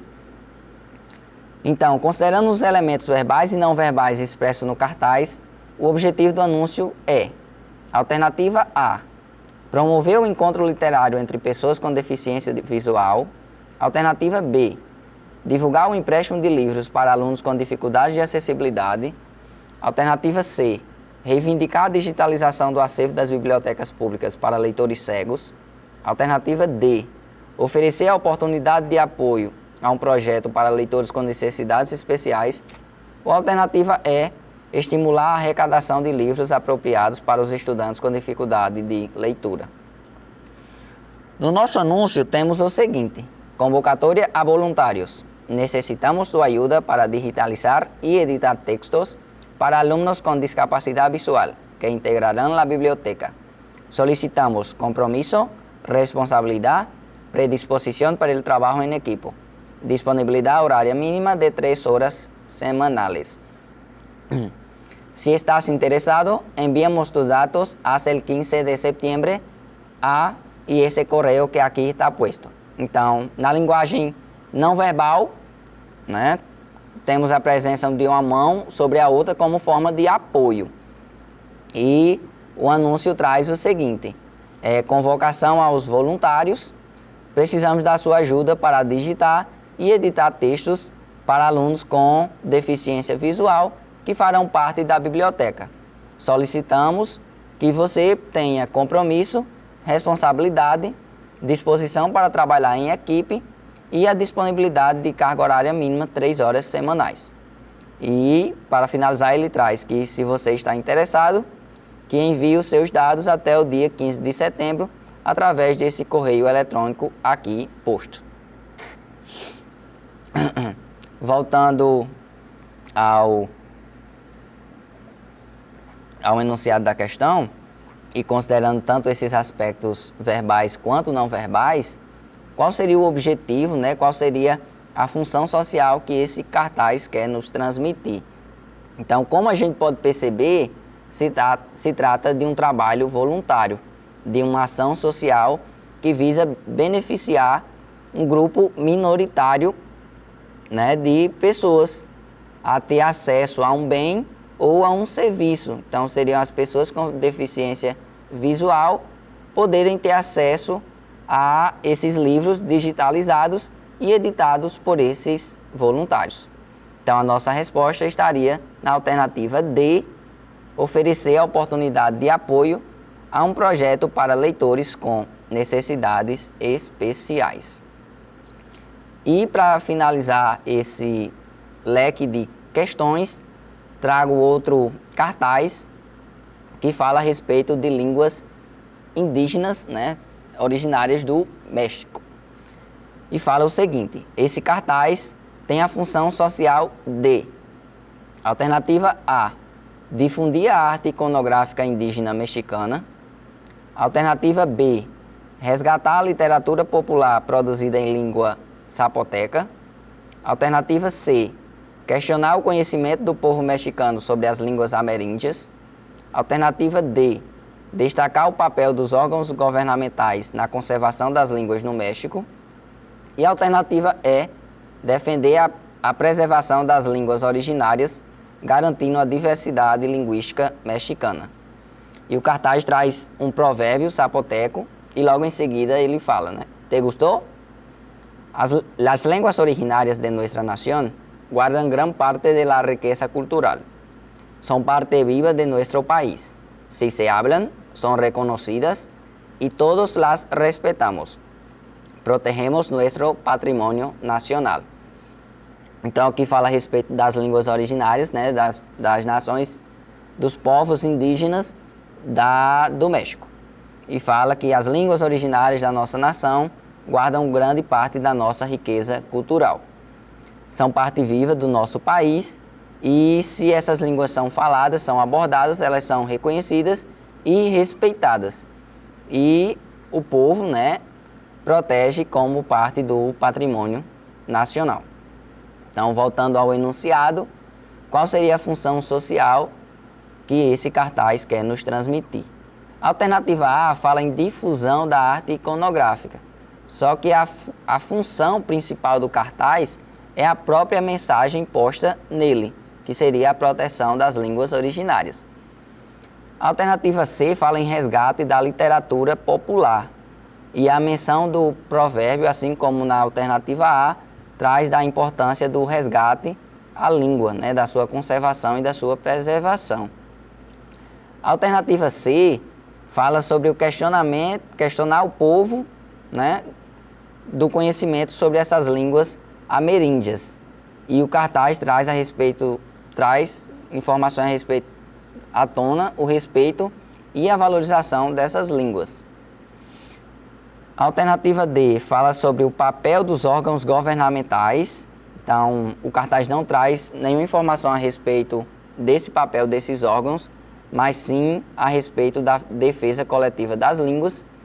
E, por fim, a nossa alternativa E, consequentemente, a nossa resposta alternativa é defender a preservação das línguas originárias, garantindo a diversidade linguística mexicana, que seria justamente sensibilizar a sociedade para a importância das línguas indígenas, que é parte fundamental da identidade e diversidade cultural dos mexicanos. Então, para finalizar a aula, temos que a identificação do gênero textual é de suma importância. Por quê? Porque vai te ajudar, além da leitura, a sua escrita no momento da interpretação das questões do Enem, além de te ajudar a prever o objetivo, né, daquele texto, e além também de ajudar na extração das informações solicitadas pelo enunciado da questão. Então, você tendo essas noções, tendo conhecimento dos gêneros textuais, você fará uma leitura estratégica, e também uma resolução de questão de modo mais eficiente. Então, agradeço a atenção de vocês e nos vemos em uma próxima aula. Adiós!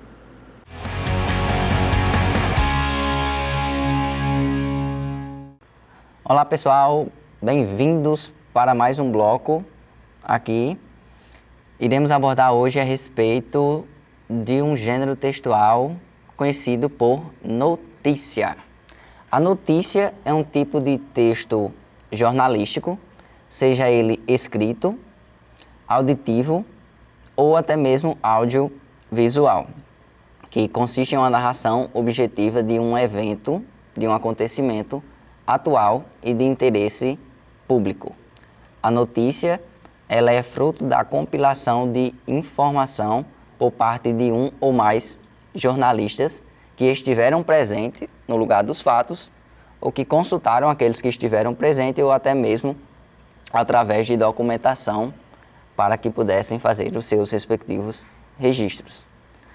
Em relação às características das notícias, temos que a notícia precisa ser um acontecimento que aborda um tema da atualidade, precisa ser um acontecimento relevante e já interligado à característica de número 3, que desperta interesse a um público-alvo, e a característica de número 4 fala a respeito de que as notícias precisam apresentar uma finalidade divulgativa, uma linguagem informativa não especializada, para que essa informação, essa notícia, esse gênero notícia, ele possa ser alcançado a um público-alvo mais abrangente. Até mesmo porque se a linguagem predominada fosse de um especialista, essa informação iria passar a um público mais restrito, pela linguagem empregada, pelo vocabulário ali utilizado para aquela situação. Em relação à estrutura da notícia, podemos ver que a estrutura atual, usual das notícias, faz como uma pirâmide invertida. Se traz primeiro informações mais relevantes e pontuais e depois de volta a um contexto mais amplo. A notícia ela pretende responder a 5 perguntas. O que aconteceu? A quem aconteceu? Onde aconteceu? Como aconteceu e por que aconteceu.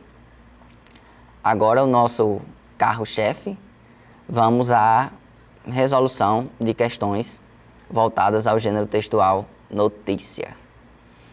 Então, nossa primeira questão nos fala o seguinte no enunciado.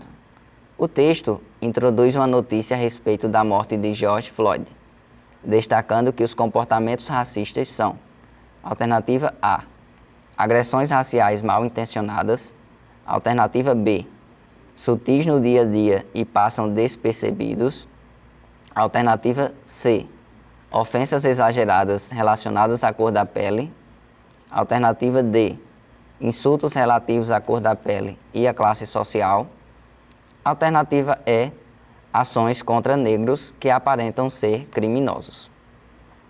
Então, fazendo a leitura do texto, temos: muerte de George Floyd, microracismos, los comportamientos que son racistas y quizás no lo sabes. Então, a morte de George Floyd, micro-racismos, comportamentos que são racistas e talvez você não saiba.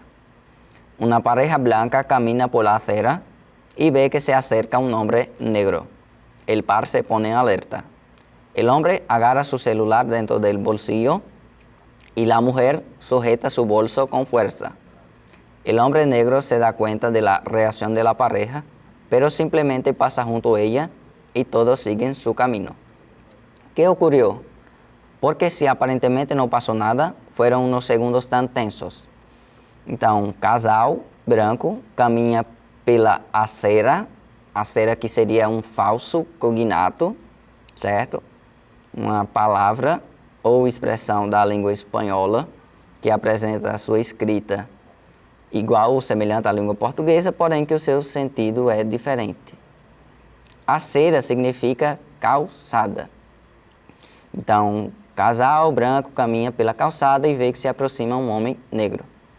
O casal fica em estado de alerta. O homem segura, agarra seu celular dentro do bolsillo. Bolsillo seria um outro falso cognato, que significa o bolso da calça. E a mulher segura seu bolso, que também seria outro falso cognato. Eis a importância de estudar essa temática, falso cognato. Bolso, que significa bolsa, com força. O homem negro percebe a reação do casal, mas simplesmente passa junto deles e todos seguem o seu caminho. Então, o que é que aconteceu? Porque se aparentemente não aconteceu nada, se não houve nada, foram os segundos tão tensos. Esta escena, que para muitos resulta familiar, pudo ser uma microagressão racial, também conhecida como microracismos. Los microracismos son actitudes o comportamientos racistas que ocurren de manera tan sutil en la vida cotidiana que muchas veces pasan desapercibidos.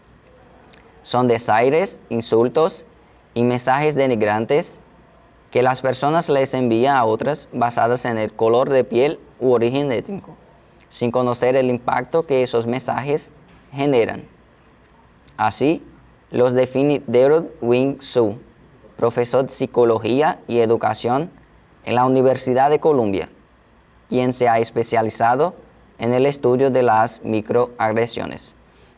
Então, essa cena, que ocorreu no início, que para muitos parece ser algo familiar, normal, pode ser uma microagressão racial, também conhecida como microracismo. Os microracismos são atitudes ou comportamentos racistas que ocorrem de maneira sutil na vida cotidiana, que muitas vezes passam despercebidos. Então, são ofensas, insultos e mensagens depreciativas que as pessoas enviam a outras baseadas na cor da pele ou origem étnica, sem conhecer o impacto que essas mensagens irão causar no outro. Assim define Daryl Wing Su, professor de Psicologia e Educação na Universidade de Colômbia, quem se especializou no estudo das microagressões.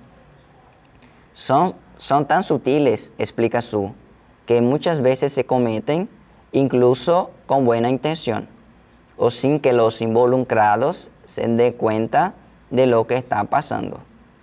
La pareja del inicio de ese artículo, por ejemplo, pudo, sin proponérselo, haber enviado el mensaje de «eres un criminal, me vas a robar» o «eres pobre y peligroso» al hombre negro com el que se cruzou. Então, são tão sutis, explica Su, que muitas vezes as pessoas cometem, inclusive com a boa intenção, ou sem que os involucrados, significa que os envolvidos, percebam o que está acontecendo. Então, o casal do início, eles poderiam haver enviado uma mensagem do tipo você é um criminoso, você vai me roubar. Ou, por exemplo, você é pobre e perigoso, ao homem negro pelo qual eles cruzaram na rua. Então, voltando ao enunciado da questão, temos: o texto introduz uma notícia a respeito da morte do George Floyd, destacando que os comportamentos racistas são. Na alternativa A, fala que são agressões raciais mal intencionadas. E o texto aborda a respeito dos comportamentos racistas, né, esses comportamentos que são muitas vezes sutis e que as pessoas envolvidas acabam não percebendo. A alternativa B, que está em conformidade com a nossa resposta, que os comportamentos racistas são sutis no dia a dia e que muitas vezes acabam passando despercebidos. A alternativa C fala de ofensas exageradas relacionadas à cor da pele. Então o texto enfatiza justamente os comportamentos racistas sutis que ocorrem no dia a dia e não de ofensas exageradas. A alternativa D fala a respeito dos insultos relativos à cor da pele e à classe social, embora tratado no texto, mas o foco seria justamente esses comportamentos sutis que passam despercebidos. E, por fim, a alternativa E, que também não é nossa resposta, fala que os comportamentos racistas são ações contra negros que aparentam ser criminosos. E o texto aborda que o comportamento racial que o casado tem, ele é velado e que julgam se a pessoa é criminosa apenas pela cor da pele, certo? Na questão a seguir temos o seguinte. No texto, alguns dos benefícios de se utilizar estruturas pré-moldadas na construção de altos edifícios estão expressos por meio da palavra límpia. Essa expressão indica que, além de produzir menos resíduos, o uso desse tipo de estrutura, alternativa A, reduz o contingente de mão de obra. Alternativa B, inibe a corrupção na construção civil. Alternativa C, facilita o controle da qualidade da obra. Alternativa D, apresenta um modelo arquitetônico conciso. Alternativa E, otimiza os custos da construção de edifício. Então, fazendo a leitura do texto, temos Revolução em la arquitetura china. Então, a revolução da arquitetura chinesa. Levantar rascacielos em 19 dias. Então, levantar, erguer arranha-céus, né, prédios de altos andares, em 19 dias. Un rascacielos de 57 pisos nos llama la atención en la China del siglo XXI, salvo que se haya construido en 19 días, claro. Y eso es precisamente lo que ha conseguido Broad Sustainable Building, una empresa dedicada a la fabricación de purificadores de aire y de equipos de aire acondicionado para grandes infraestructuras que ahora se ha empeñado en liderar una revolución con su propio modelo de arquitetura modular pré-fabricada. Então, um arranha-céu de 57 andares nos chama a atenção na China do século XXI, sem contar que foi construído em 19 dias, claro. E isso precisamente conseguiu essa empresa, né, sustentável, uma empresa dedicada à fabricação de purificadores de ar e de equipes de ar-condicionado para grandes infraestruturas, que agora se empenha em liderar uma revolução, né, um novo ar para essa empresa, com o seu próprio modelo de arquitetura modular pré-fabricada. Como subraya su presidente, Zhang Yue, es una fórmula económica, ecológica, segura y limpia. Ese último término, limpia, además lo utiliza tanto para referirse al polvo que se produce en la construcción como a los gruesos sobres que suelen circular por debajo de las mesas en adjudicaciones y permisos varios. Quiero que nuestros edificios alumbren una nueva era en la arquitectura y que se conviertan en símbolos de la lucha contra la contaminación y el cambio climático, que es la mayor amenaza a la que se enfrenta la humanidad. Sentencia. Então, Como destaca o seu presidente, Zhang Wei, é uma fórmula econômica, ecológica, segura e limpa. Esse último termo, né, limpa, além de ser utilizado para referir-se ao pó, né, polvo também seria um falso cognato ou heterossemântico, que é produzido na construção, como a esses grossos envelopes que costumam circular debaixo das mesas, sejam em premiações, em prêmios e autorização, perdão. Então, quero que nossos edifícios iluminem uma nova era durante, né, esse aspecto da arquitetura e que se convertam em símbolo da luta contra a contaminação e na mudança climática, que seria a nossa maior ameaça que enfrenta ou que passa a humanidade.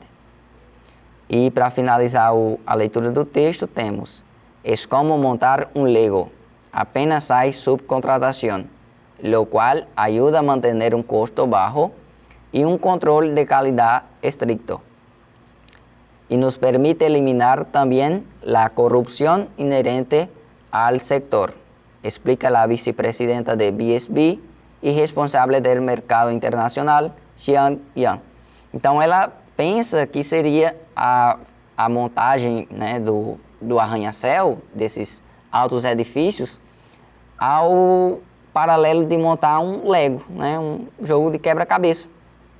E quase não tem a subcontratação, o que ajuda a manter um custo baixo e um controle de qualidade rigoroso, permitindo eliminar também a corrupção inerente ao setor, explica a vice-presidente da BSB, da empresa, né, de pré-fabricados, e responsável do mercado internacional, Jiang Yan.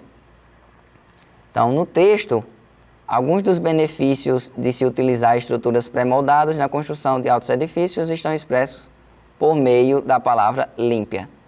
Então, essa expressão límpia indica que, além de produzir menos resíduos, o uso desse tipo de estrutura. Então, o que podemos perceber, o texto traz o seguinte: gruesos sobres. Então, seriam envelopes cheios. Envelopes cheios de quê? Provavelmente, envelopes cheios de dinheiro. Continuando, eles falam que suelen pasar por debajo de las mesas. Então, envelopes cheios, provavelmente de dinheiro, que passam por debaixo da mesa, dando a ideia de pagamento de propina, certo? E o fato da arquitetura ser límpia, entre aspas, indica que ela é isenta de corrupção. Então, a nossa resposta estaria enquadrada na alternativa B, que o uso desse tipo de estrutura inibe a corrupção na construção civil, ok? E nossa última questão trata a respeito do seguinte: temos um jornal uruguaio, uma parte da notícia, e fala o seguinte: no texto do jornal uruguaio, o autor utiliza a expressão idiomática mostrar menos la hilacha. Então, aqui, de antemão, temos uma expressão idiomática, que também é uma temática de suma importância durante a sua prova, né, durante a realização da prova do Enem, porque, além dos gêneros textuais, se pode ser empregado os falsos cognatos, as interpretações de texto e, consequentemente, as expressões idiomáticas relacionadas a um texto, para sugerir que o reitor da universidade deve. Então, alternativa A, ser menos ingênuo. Alternativa B, evitar se perder em ilações. Alternativa C, agir de modo menos prepotente. Alternativa D, ter mais zelo com arranjos políticos. Alternativa E, privar-se de expor suas tendências ideológicas. Então, o texto traz o seguinte: um texto extraído do jornal El País, um dos jornais renomados no mundo hispânico. Con una chacra de Portezuelo como escenario, algunos dirigentes frentistas se reunieron para evaluar el estado de la coalición de gobierno y discutir estrategias para las elecciones del año próximo. Ministros de Estado, legisladores y sindicalistas departieron allí sobre alineamientos electorales dentro del Frente Amplio. Los acompañó en la ocasión el rector de la Universidad de la República, Rodrigo Arocena, un funcionario que por su investidura debería mostrar menos la hilacha y cuidarse de aparecer vinculado a confabulações e maniobras de política partidária. A leitura do texto traz o seguinte: em uma fazenda de Portezuelo como cenário, alguns dirigentes, alguns governantes, alguns líderes dessa frente ampla, se reuniram para avaliar o estado da coalizão governista e discutir estratégias para as eleições do ano seguinte. Ministros de estados, legisladores e sindicalistas debatiram, discutiram sobre alinhamentos eleitorais da frente ampla. Então, eles foram acompanhados, os ministros de estado, os legisladores e os sindicalistas, foram acompanhados nesta ocasião pelo reitor da Universidade da República, Rodrigo Arocena, um funcionário cuja posição deveria ser menos aberta, para que ele não parecesse ser vinculado, estar ligado a acordos e manobras políticas partidárias. Então, no texto, o autor utiliza uma expressão idiomática, mostrar menos la hilacha, para sugerir que o reitor deveria fazer o quê? Ser menos ingênuo, evitar se perder em ilações, agir de modo menos prepotente, ter mais zelo com os arranjos políticos ou privar-se de expor suas tendências ideológicas. Então, pessoal, mostrar menos la hilacha, essa expressão idiomática, ela significa mostrar o que a pessoa realmente é ou o que realmente pensa. Então, quando o autor diz que o reitor deveria mostrar menos la hilacha, significa dizer que ele deveria parar de expor suas tendências ideológicas, estando em consonância com a alternativa E, nossa resposta, ok? Então, por hoje é isso. Agradeço a atenção de vocês. Espero ter ajudado um pouco mais nos seus estudos e façam mais e mais revisões, sejam em gêneros textuais, sejam em falsos cognatos e expressões idiomáticas ainda iremos abordar nas nossas aulas. Agradeço a atenção, nos vemos em uma próxima aula. Adiós! E o sinal já bateu, hein, meus amores? Mas calma, respira que tem muito mais nota 10 vindo por aí. Anota na agenda. Segundas e sextas-feiras, às 21h15 e aos sábados, às 16 horas, tem mais episódio. E lembrando que aos domingos tem reprise. E para não ficar de fora de nada que acontece por aqui, segue a gente nas redes sociais. É o @TCM10HD. Beijinhos, School Friends, e até a próxima aula.